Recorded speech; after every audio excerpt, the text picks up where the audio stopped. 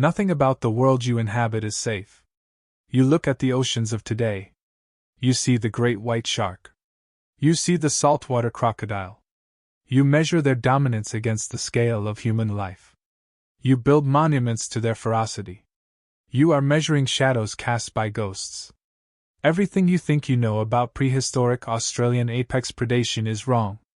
Beneath the scorching, shallow sun of the Cretaceous, an entire continent drowned itself in a vast, brackish inland basin. The Aromanga Sea. It was not the deep, crushing void we imagined for ancient marine horrors. It was a continent-sized bathtub. Shallow. Stagnant.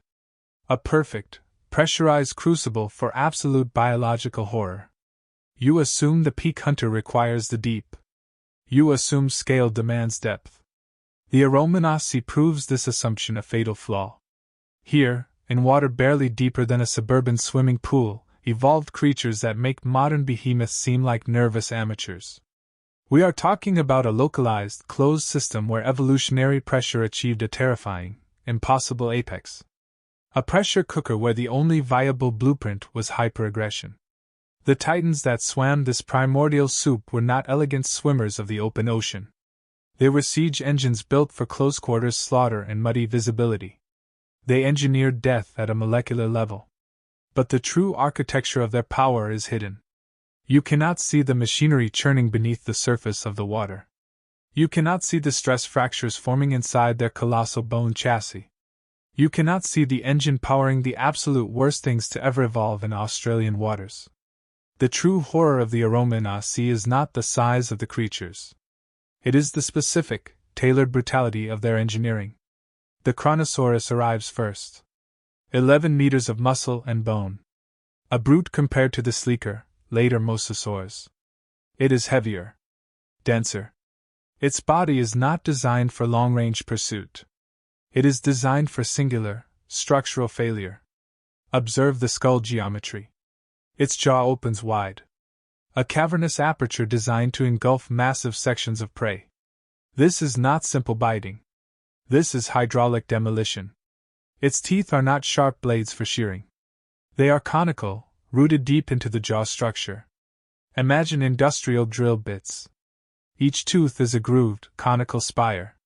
When the jaw slams shut, a mechanism generating 27,000 newtons of crushing force, these teeth do not just puncture skin. They bore. They create seamless, deep puncture wounds designed to compromise the structural integrity of bone and ribcage in one catastrophic event. It is not eating. It is deconstructing its prey into manageable pieces through sheer kinetic torque. The target organism experiences instant systemic collapse. The bones themselves are secondary targets to the necessary failure of the chassis. Then there is the high-speed terror. The protospherina. Shorter, faster. A streamlined weapon optimized for instantaneous removal of large sections of biomass. Its skull is a spear point. Its teeth are flat, blade-like structures, calibrated for extreme velocity. When this creature strikes at 88 km per hour, a speed that defies the expected drag of that murky water, it does not grip. It executes a clean, high-velocity transversal slice. Think of it as a biological guillotine, operating underwater, built to excise limbs or torsos with minimal resistance. A high-tension steel slicing implement moving through hydrostatic soup. These leviathans shared the shallows with the airborne executioners. The Thapangaka pterosaur, its 7-meter wingspan and anchor against the sky, circling the water surface. A canopy of shadow over the killing zone. The air was just as toxic as the water. Land-based megaraptorans hunted the shores. Even the fish were monstrous, like the armored pachycormiforms, thick-plated behemoths that required specialized weaponry just to breach their exterior sensors. This entire ecosystem was a feedback loop of specialization.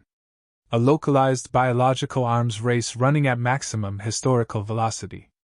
But how does a predator operate when the water itself is a chemical slurry, thick with millennia of sediment and biological waste? Vision becomes an obsolete, energy-intensive system. The Cronosaurus does not rely on light. It relies on the physics of the water column. We must look beneath the dermal membrane. We are watching the internal architecture now. The X-ray animation shows the immense, robust scaffolding of the skull. Every suture line is reinforced. The musculature required to generate 27,000 newtons of force is unprecedented for a creature of this size and environment. It suggests a hypermetabolism, an engine burning fuel at a rate that should have rendered the animal unsustainable. But in the Aromanga Sea, sustainability was the least important metric. Pure, immediate power was the only currency. Its ganglia, the nerve clusters, must process information outside the visible spectrum. Imagine biological sonar arrays embedded deep within the facial structure, sensing minute pressure changes in the stagnant fluid. These are not eyes. They are sophisticated hydroacoustic sensors, mapping the density of the water and registering the slow, internal vibrations of a struggling titanosaur hundreds of meters away. The creature perceives the world as an echo map of density gradients. It doesn't endopose, TC the prey. It calculates the exact point of least resistance for a hydraulic breach. The blood itself, the hemolymph equivalent, must be highly modified. Pumping that volume of fluid through such dense musculature requires specialized circulation pathways. We see the vessel architecture, thick, reinforced conduits channeling pressurized fluids to the jaw mechanism, acting as the hydraulic rams for the bite. It is a biological pump system operating at peak capacity, moment by moment. The Albion stage, 113 to 100 million years ago. This was the moment of maximum toxicity. The sea level was volatile. The water temperatures swung violently, near freezing in the southern winter, stagnant and near boiling elsewhere. Life here was not about adaptation to stability. It was about surviving acute environmental shock while fighting perpetual warfare against hyper-evolved neighbors. The sheer biomass of predators suffocated the system. Every juvenile plesiosaur entering the water was a potential energy source for a dozen larger hunters.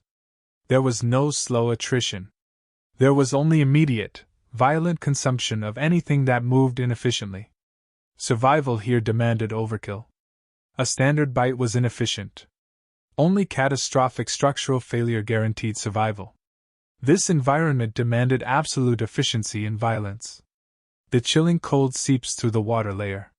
The silence is absolute, a thick blanket pressing in on all sides. You feel the stagnation. The weight of ancient, trapped water. It is a universe contained, defined only by the apex predators it manufactured.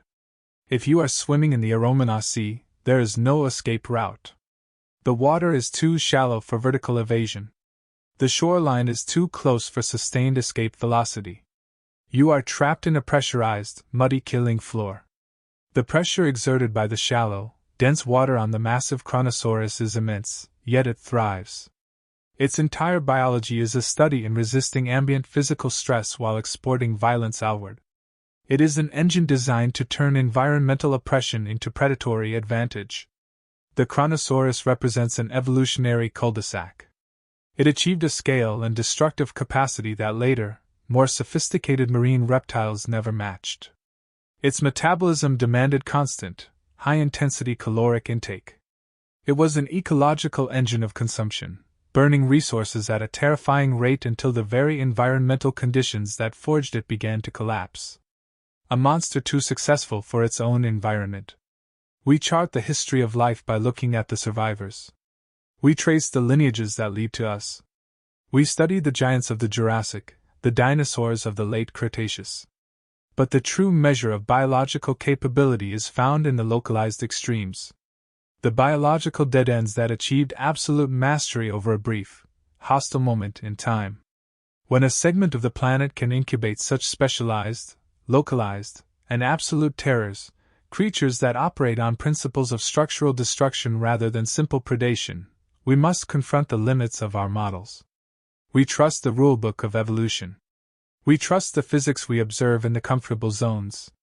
But the Aromanga Sea shows us what happens when the rules bend, when the constraints are removed, and when the environment itself decides that the only successful architecture is one of pure, crushing dominance.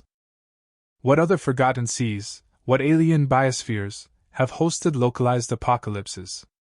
What forbidden evolutionary pathways have already cycled through their terrifying peak, leaving behind only fossilized evidence of a horror we lack the context to even classify? We look at the stars and fear the void out there. We forget the voids that once thrived right beneath our own Paleolithic feet.